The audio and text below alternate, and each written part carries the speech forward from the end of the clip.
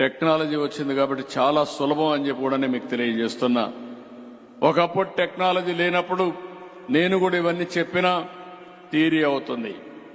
ఈరోజు ఒక్క cell phone మీ దగ్గర పెట్టుకుంటే ఎవ్వరి దగ్గర తిరిగే పని లేకుండా ఏ పని కావాలన్నా అవుతాయి. నేను మొన్నే మీకు ఒక కార్యక్రమం ఇచ్చాను. తొందరలోనే మీకు ఏ పని కావాలన్నా ఒక మెసేజ్ వాట్సాప్లో పెడితే తిరిగి ఆ పని చేయడమే కాకుండా తిరిగి ఆ పని చేయకపోతే వాళ్ళ మీద యాక్షన్ తీసుకునే చర్యలు కూడా తీసుకుంటా ఆర్టిఫిషియల్ ఇంటెలిజెన్స్ ఉపయోగిస్తామని చెప్పి కూడా నేను మీకు హామీ ఇస్తున్నా. ఏది కూడా సమీక్షలు చేయడం కానీ జవాబుదారీతనాన్ని ఫిక్స్ చేయడం చాలా ఈజీ అయింది. ఇప్పుడు మీరు చూశారు ఎంత కాంప్లికేషన్ ఉందో అడ్మినిస్ట్రేషన్లో. పాత గవర్నమెంట్ చేసిన తప్పులన్నీ కరెక్ట్ చేయడానికి ఈరోజు నేను రెవెన్యూ సదస్సులు పెట్టే పరిస్థితికి వచ్చాం. అంటే భూములన్నీ కొట్టేసే పరిస్థితికి వచ్చారు. దొంగలు గాని టెక్నాలజీ చేతికొస్తే ఏం చేస్తారో అది ఒక ఉదాహరణ. మీకు అందరికీ భూ కబ్జాలు పెద్ద ఎత్తున జరిగాయి.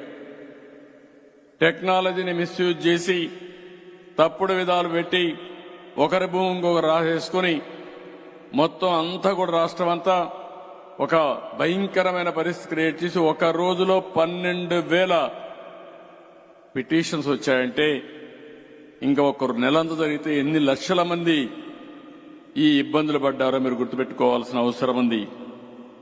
నేను ఎప్పుడు కూడా ఇంకొక పక్కన చూస్తే గడిచిన 5 సంవత్సరాల్లో పవర్ సెక్టర్ అంతా కూడా దెబ్బతినే పరిస్థితికి వచ్చింది. పీపీఏలు రద్దు చేశారు. కరెంటు వాడకుండా వాళ్ళకు డబ్బులు కట్టే పరిస్థితికి వచ్చారు. ఆ సమయంలో కరెంటు లేదు కాబట్టి 7 రూపాయలు 8 రూపాయలు పెట్టి ఓపెన్ మార్కెట్లో కొనే పరిస్థితికి వచ్చారు. పవర్ స్టేషన్స్ అన్ని సకాలానికి పూర్తి చేయకుండా దానివల్ల కరెంటు ఉత్పత్తి కాకుండా మళ్లీ ఎక్కడెక్కడో అప్పులు చేసే పరిస్థితికి వచ్చారు. అన్ని కూడా తప్పుడు నిర్ణయాలు చేసి అధిక ధరకు కరెంట్లు కొని ఈరోజు డిపార్ట్మెంటే సంక్షోభంలో పడే పరిస్థితికి వచ్చింది. 9 సంవత్సరాలు 9 సార్లు కరెంటు ఛార్జీలు పెంచి 33,000 కోట్ల రూపాయలు అదనంగా కరెంటు భారం వేశారు.